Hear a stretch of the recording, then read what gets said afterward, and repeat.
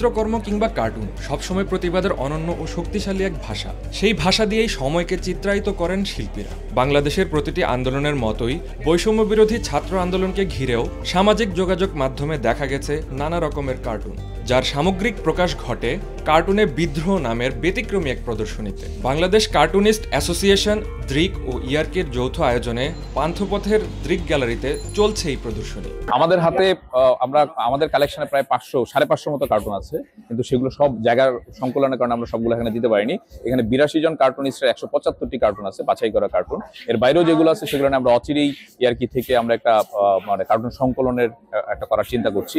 Because আমাদের এই সময়ের ইতিহাসটা আসলে একটা হার্ড কপিতে থেকে যাওয়া উচিত আমার কাছে মনে হয়। আর না হয় আমরা খুব স্বাভাবিকভাবে আমাদের দেশে এত ঘটনা ঘটে আমরা সবকিছু ভুলে যাই, কিন্তু এই সময়টাকে আমরা আসলে ভুলতে চাই না। কি ভয়ঙ্কর একটা সময় আমরা আসলে পার করেছি, আমাদের রাষ্ট্রযন্ত্র কিভাবে আমাদেরকে নিপীড়ন করেছে, আমাদের ছাত্রদেরকে মেরেছে, এটা আসলে ভোলার মতো না।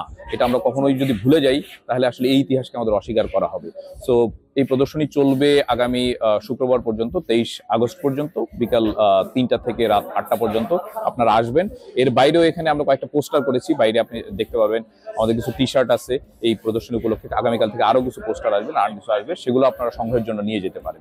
দেশের 82 জন কার্টুনিস্টের আঁকা 175টি কার্টুন স্থান পেয়েছে এই প্রদর্শনীতে, যেখানে ফ্রেমে ফ্রেমে ফুটে উঠেছে গণ অভ্যুত্থানের নানা দৃশ্যপট, যার কোনোটি মর্মান্তিক, কোনোটি আবার ব্যঙ্গাত্মক। ফ্যান্টাস্টিক।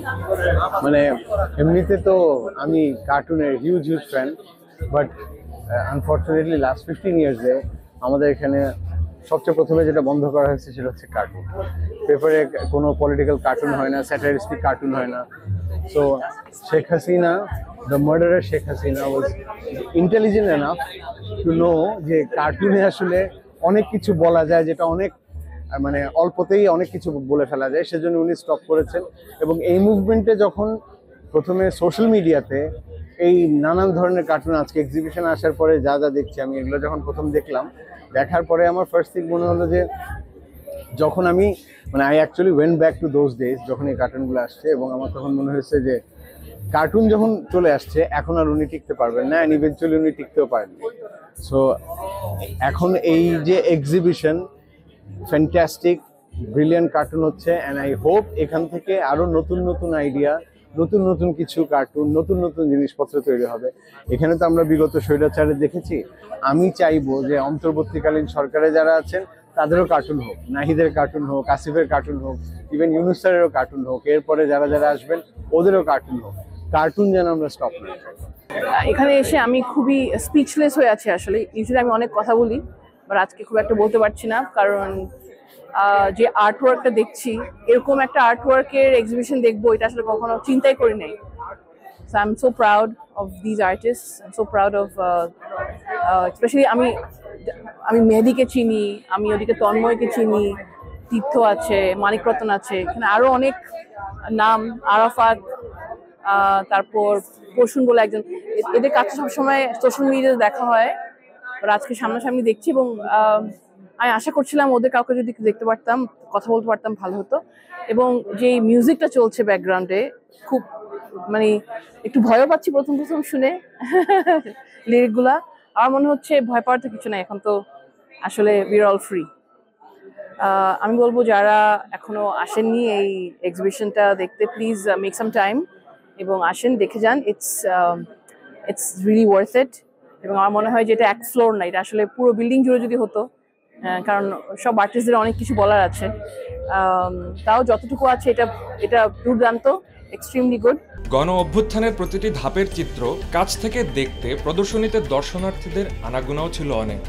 লাস্ট 15 ইয়ার্স আমাদের এই কার্টুনিস্ট যারা আছে, আমাদের কার্টুনিস্টদের মধ্যে তো যে একজন ছিল মনে কিশোর নামে, ওনাকে অনেক অত্যাচার করা হয়েছিল আমি যতটুকু জানি। এবং মোটামুটি সব কার্টুনিস্টদেরকেই আপনার কার্টুন আঁকার উপর একটা লিটারালি নিষেধাজ্ঞা টাইপ করে রাখছে।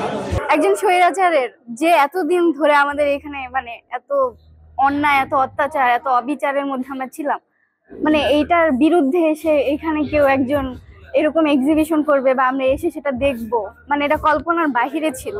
এগুলো বেশিরভাগই আসলে অনলাইনে দেখছি, তারপরেও যখন আর কি সব কয়টার একসাথে দেখতেছি, তো এইটার অনুভূতিটা আসলে অদ্ভুত। মানে সুন্দর করে আরো যদি গুছায় বলতে যে আসলে ভাষা প্রকাশ করতে পারবো না।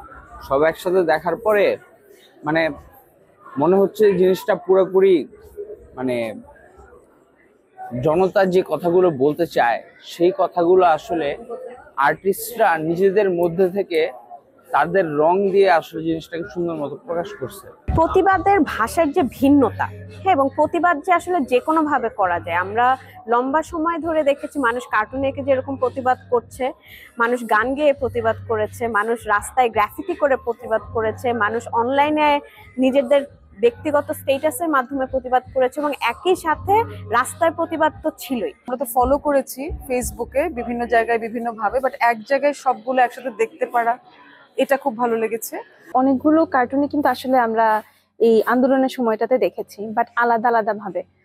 আর আমরা যখন আগে ফেসবুকে একটা নর্মাল জিনিসও পোস্ট দিতাম, মানে দিতে পারতাম না, যে যেখানে আছি পড়ালেখায় সমস্যা হবে বা চাকরিতে সমস্যা হবে, কিছু বলতে পারছি না। আসলে আমি আমার জায়গা থেকে কখনো চিন্তাও করতে পারিনি আমরা কার্টুন কেন, একটা ছোট একটা লেখাও হয়তো বা আমরা ফেসবুকে বা টুইটারে বা ইনস্টাগ্রামে আমি দেখতে পারবো।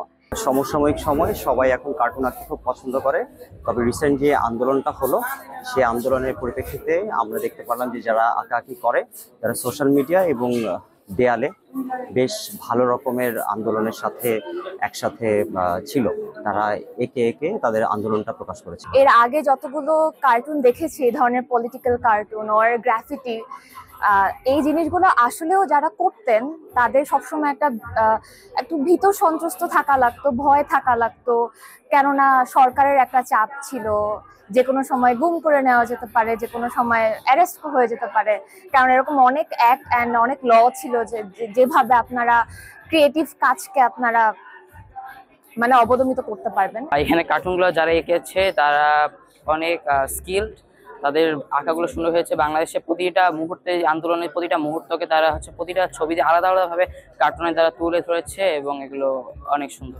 দৃক গ্যালারিতে কার্টুনে বিদ্রোহ নামের ব্যতিক্রমী এই প্রদর্শনী চলবে 23 আগস্ট পর্যন্ত।